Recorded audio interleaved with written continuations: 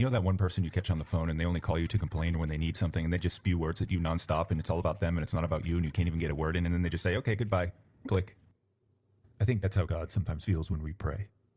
And if you're anything like me, prayer can fall into 4 categories.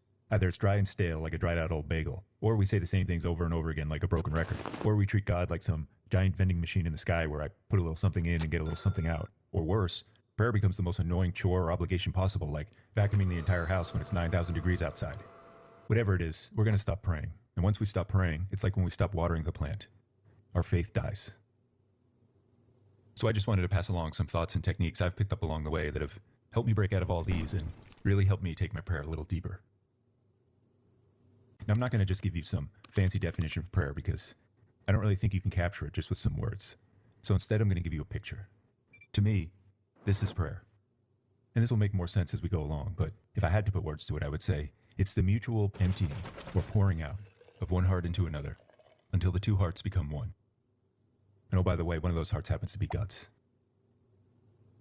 Now, there are 3 ingredients necessary in order to make prayer prayer. And if any one of them are missing, your whole prayer is going to fall apart. I remember them as PHT or okay, PHT. Have you ever been alone in a room? Maybe you're waiting for something and somebody else enters the room. Now, you may not see them, maybe they come in behind you, but you're just aware of the presence of another person in the room. This is the starting point of all prayer. Just the awareness of the presence of another person in the room. Or else we're just talking to ourselves in the dark. Hello? The greatest line I've ever heard about prayer, and of course I don't remember who wrote it, was, God hears our hearts, not our words. I'm going to say that again. God hears our hearts, not our words. So can we all please just forget about am I saying the right thing or using the right words and just get down to the core? What's going on in my heart? If we can speak heart, we can speak God's language. And if we flip that around, we have to learn how to listen to God's heart inside my own heart.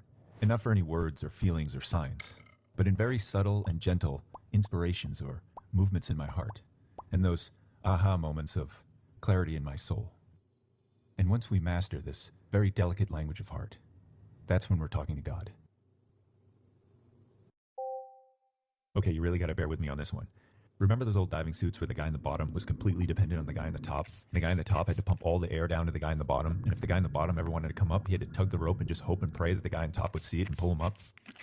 Okay, the point is, if you're the guy in the bottom, you have to entrust your entire life into the hands of the guy in the top, even for your very next breath. Now, in a similar but totally different way, we have to 100% have that same radical trust in the guy in the top, even for our very next breath. Now, here's where the analogy breaks down. Because it's not just some guy in the top we're entrusting our entire lives to. It's the God